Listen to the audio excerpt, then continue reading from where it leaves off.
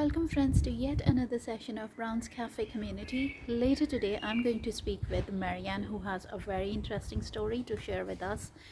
She is a survivor of Stevens-Johnson syndrome, and she actively campaigns towards medical representation of diverse skin tones. She also campaigns and is actively involved with breaking down of stereotypes in media and social media. I'm looking forward to my session with her, so see you soon.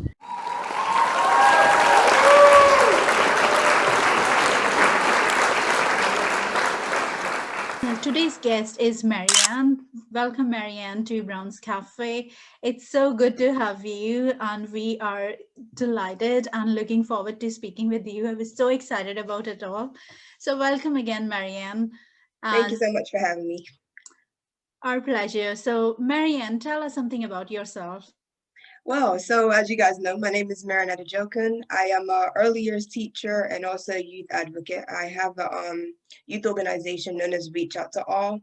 I am a published author, an entrepreneur. I do quite a lot of things actually, but it's all for the betterment of impacting, inspiring, and empowering, especially the younger generation, which I think is really important.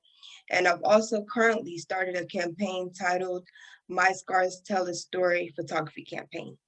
Can you tell our viewers what do you do as part of My Marks? So what I do is in regards to, well, let me touch more on the campaign aspects of it. Yeah. So back in 2011, I suffered from a deadly allergy reaction to eye drops.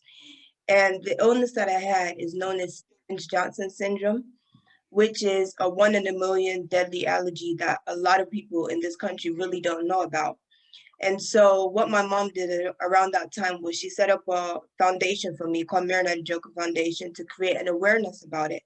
And what happened was literally I put eye drops in my eyes because my eyes were itching.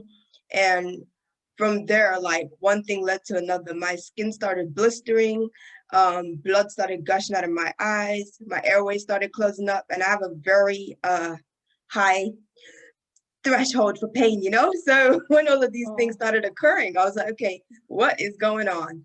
So at that point in time, I told my mom, oh, please take me to the hospital. And around 2011, I don't know if you remember, but that's when swine flu was going on in the United Yes. Kingdom. So they thought that I had swine flu and they put me in an isolation unit. And for some reason, a doctor came in and said, this is not swine flu because how am I throwing up thick blood? How is blood gushing out of my eyes and everything like that? And so thank goodness, like he said, this is not swine flu. This is known as Stevens-Johnson syndrome, that we need to rush her to a specialist hospital where they know more about it. So I was taken to the Royal London Hospital where I was put in an induced coma for a month. And obviously throughout that time, I was able to recuperate, recover, and everything like that. It was a very long process, I must say, but I'm a fighter, you know. So being born 4 months early and weighing 1 pound, there's nothing that I haven't faced. So I just saw it as another challenge. But to the medical professionals, it was like they've never seen anything like it before.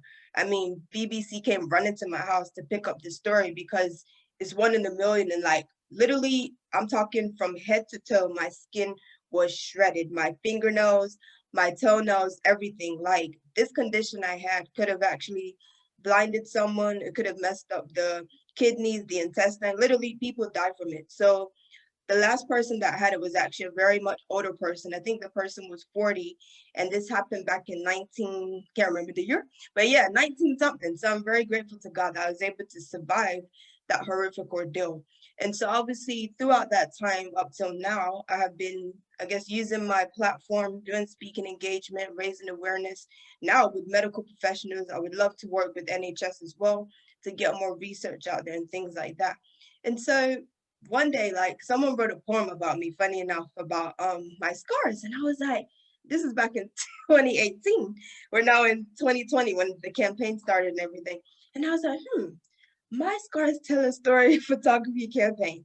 So that's how that came to life. And I was like, wait, a lot of people are actually feeling encouraged, feeling impacted by my story. And I feel like I want to give them the space for them to amplify their voices and share their stories. And what I put on one of my Instagram posts is that, you see, scars are not just physical, but it's also a psychological thing. It can be Absolutely. emotional scars, it can be mental scars, and not just physical scars. And so Absolutely. I believe that everybody has their way of how they, I guess, share their story. And only you can actually tell the story how it is, because you're the one that's gone through that various experiences. And so when I started like putting my own story together, all my scars tell the story, where it came from, the background of things. And I guess coming from that, again, big ordeal that I suffered from, I saw in the medical aspect of things that a lot of colored skinned people were not represented the way I believe we should have been represented, because coming out of that ordeal, I didn't see anyone looking like me. And so when I saw, Absolutely. for example, this scar on my neck here was where I was breathing from, I never knew we had a voice box. So they took the voice box and put it back in, and I was able to communicate again. So that was pretty interesting. But again, I didn't know these particular scars, these markings, because again, it's not represented in the medical professionals. So I also use that again as part of my proposal for my campaign, is that in the medical professions, that colored people need to be represented more. I've been trying to Absolutely. get in touch with the NHS to get involved in research in regard to skin tones and various things like that. And again, just bring in diverse tones to the table of the medical professionals. Because if someone has a scar, they want to know, oh, how's it going to look on me and how's it going to look on you? And if they don't see it, they won't Absolutely. know. So it's really just having that better understanding and acknowledgement of what it is that we face as well, and how we can be better represented. And so, yeah, literally, I have been weekly since last year, when I shared the campaign. I've had good media coverage, which is great. I'm honored to be sharing it again with Oh, you you guys. deserve all of it. Thank you so much. And now, like, a lot of people have been coming forth. Initially, I thought, oh yeah, just the UK, let's share some stories. And no, it's literally gone global. And I'm just like, wow. We have people in Africa. We have people from America. I am American. I'm from born and raised in Atlanta, but I live in the UK now. But yeah, like, I never knew this campaign of mine would have so much impact in the lives of so many people. Like, I got a message stating that, oh, Marian, you really encouraged me and inspired me to actually share my story, because the girl was just scared to share her story. She didn't know how to go about it, who to tell. And to me, that meant a whole lot. And the amount of stories that I've received is like so humbling, just so humbling. And I'm honored to be actually to share these stories with so many people who, again, is various skin conditions that they suffer from, even things that I've never heard of personally. I'm learning from it. And again, it's to do with building up their self-esteem, which is part of my campaign, building up Absolutely. body confidence and just various things like that, which I feel is needed in this day and age. Because again, I even wrote to Dove, and they said, oh, that we don't currently need your story at the moment. And I saw their campaign and I was like, wait, but this is exactly what I'm doing, and you don't Exactly. need my campaign. I'm still gonna fight either way. So I was Very like, good. Very good. like, I just feel Well like done. beauty should be represented with Absolutely. showing your scars, with showing your marks, Absolutely. because it's part of you, it's part of your story, it's part of who you are, and you shouldn't be hiding it. I know there's makeup to cover up scars, and I was like, no, you should show off your scars, because if people see the scars, they know that, wow, you have the courage to go through the fire and come out the other side, or you're brave, and it will really impact another person's life, which is something that I did not know. So yeah, that's literally it in a nutshell.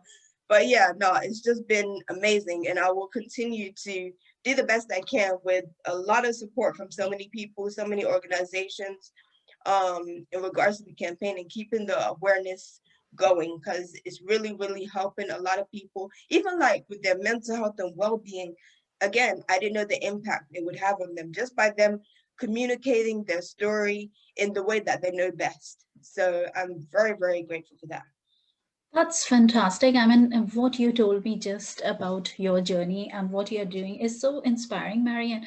And I really want to thank you from the bottom of my heart. Like, I have a daughter who's a teenager now, and I see firsthand the unrealistic expectations that are put onto growing kids, especially the ones from BAME sector. There are expectations of body image, then there are so many things, even for the skin tone, we struggle with that as well. I mean, I have absolutely no idea why we have those expectations in our society in Right. 21st century, but yes, well, here we are. And so you spoke about having to be in a situation where you were misdiagnosed because there was Yeah. less data around the colored skin and how it looks like. So in terms of that, I'm really intrigued to know how did it impact you in terms of your mental health when you came to know that, oh, you were misdiagnosed because of the color of your skin. How did Literally. it impact you, and how did you keep going? I guess I'd say that again, coming from my professional background, I guess I'm always the type of person to research things and continue persevering in that aspect because I didn't want it to happen to another person.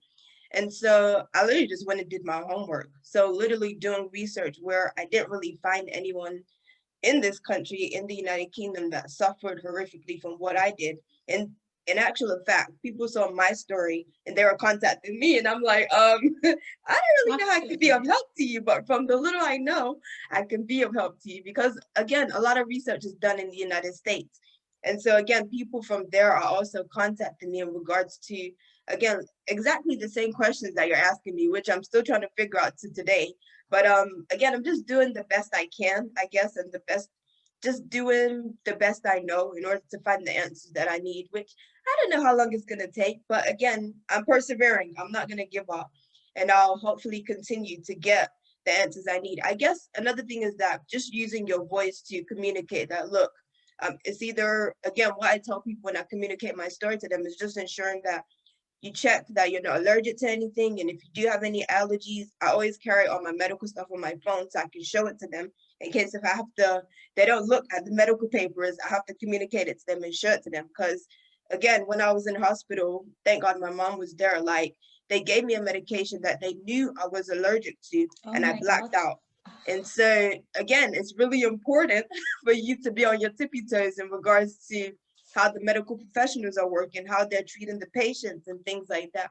They're doing the best that they can do. But again, we still have to be on our tippy toes and do what we have to do because we only have one life. And so we don't want it going the other way, do we? But yeah, just being cautious in those areas, just ensuring that you take note of everything, you have evidence of everything, and ask questions. It's just really important to have an open mind and do your research. Yes, the nurses, the doctors are there, but again, we as individuals really need to sit down, do our own homework, contact organizations, contact people that have suffered from the same thing as you and connect.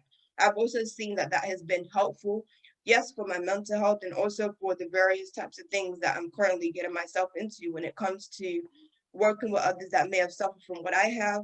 A friend of mine actually suffered it, not as horrific as mine, thank goodness, because they were able to again, actually no, she got misdiagnosed with in regards to medications and all that kind of stuff. But again, at least I was there. She was able to call on me and I was able to direct her in the right path. And so when you have like certain, I guess, support systems in place, that really does make a big difference, especially when you can't find what you're looking for.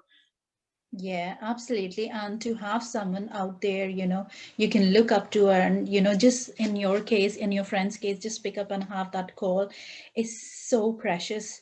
I totally get that. And, Definitely. that brings me to the point, very point where most of us as BME coming from that background, we don't really have those role models out there, to look up to and, get inspired. So, in terms of what you have achieved and your campaign, do you think your ethnicity plays a part in that, or is it just something which doesn't matter? I think it does. To some extent, it does. Because again, from doing my research, like I literally type, I have to type into Google, maybe black skin with marks, black skin with scars. Because if you just type in scars, all you see is light skinned people. I'm like, wait, where are my people at? You know what I mean? And so there's no different types of skin tones out there. Why is it not being represented? And so I felt like it's my duty, it's my responsibility to at least do what I can do in creating this awareness and bringing a change. So I have since last year till now been working with the NHS in regards to various research types where on their website they were asking, oh, I think it's like an example of a child that had chicken pox, and it was various skin tones that were on there. So they asked, oh, like, what do you think about this? How would you perceive this, and various things like that. So I am doing the best that I can to ensure that, as well as using my I'm also doing my homework behind getting involved in research. I've written various articles for various organizations. And yeah, that's also a credit to my campaign when people see that, okay, she's got involved with this organization, she's doing her homework. And again, it's giving the people that belief, that courage, that if she could do Absolutely. it, I can also do it. So I don't see what would stop us from wanting to be represented, you know. It's just something that we have to do. And yeah, just keep fighting for it, you know. It might happen, it might not happen, but at least I know within myself that I've done something that has made an impact in the world, if not change someone's life for the better. So yeah. Totally believe that as long as we have campaigns like yours and role models like absolutely you are doing absolutely wonderful job. Thank you. The more I hear about it, the more I have more appreciation for you, what you are trying to achieve, and I wish Thank you you. loads of success in that, Marianne. Thank you But very much. at the same time, so now that you have been in that space and you have worked with a lot of people, I suppose, in that area, and coming from the background of kids from the minority background who are growing up in UK, what would be your advice, especially to people who are in secondary schools, boys and girls both, who are struggling with these sort of fit Yeah. in kind of a thing, to fit in. So what is your advice to them? So my first motto is, as a youth advocate again, I always say, believe in yourself and follow your dreams. Because again, if you don't believe in yourself, nobody's gonna believe in you. Even when you fall down, they know, okay, she's probably gonna get back up again and try a different strategy. And so again, it goes back to persevering, never give up, keep going no matter what the obstacles.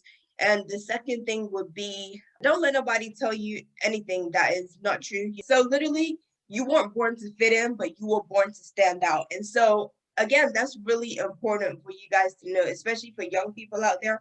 I know a lot of them are trying to fit in and like, yeah, I need the latest weave, I need the latest hair, the latest makeup. Even for boys, they want to be going to the gym to working out. There is nothing wrong with that.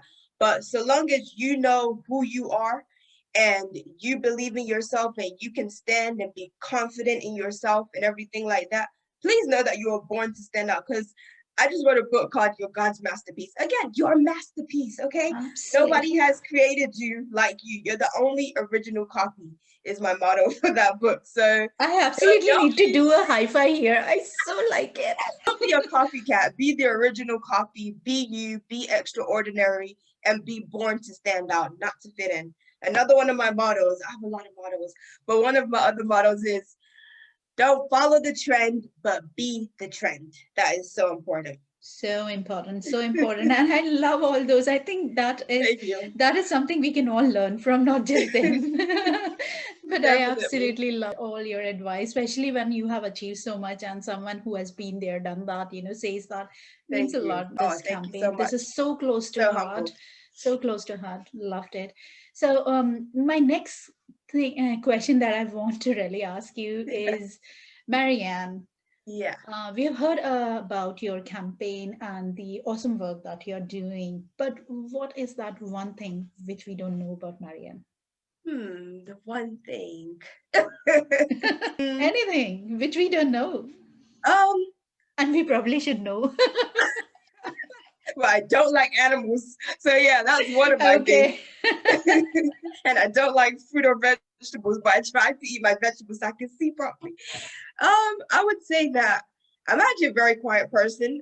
I am very quiet. People don't believe me when I say that. But yeah, like I like my peace and quiet. I love going to there's a place in the United Kingdom called Kew Gardens. I love that kind of stuff. But when I talk, oh my gosh, I can talk and I can talk. That's what matters. Especially, especially when I'm passionate about something, I can go on and on. But yeah, Marianne, go I'm for going it. to run you through a short session of very quick fire questions, nothing Cool. serious, and but you don't have time to think about the answers. Okay. So whatever comes to your mind, first off. Just answer Cool. that. So here we go, Marian, and your time starts now. Feel it. It just sounds dramatic. It's not that. So, Marian, tea or coffee? Coffee, definitely coffee. Morning or night? Night. Outdoors, indoors? That's 50-50. I like a bit of both. Do I have to choose one? I'd probably say indoors. Oh, good. So, TV or books? Books. Yeah. Perfect. And my last one is beach or mountains? The beach. Oh, perfect. Oh, yes, I love the beach. Yeah, we all do. So that was all I had for you, Marian. And Cool. thank you so much for being our guest and Thank you so much for your time. inspiring all of us with and sharing your journey with us. It has been Sure. incredible to hear what you are doing. And we Thank wish you you. so much, loads and loads of luck for your campaign. Thank you for And your for support. our viewers who are watching us, please leave us feedback about this session and please like and subscribe because that motivates us to do better and bring you more success stories. So please like and subscribe and have a good life, viewers. Thank you. Thank you so much. Bye. So guys, I've just arrived here in Lata's house. And that's her house.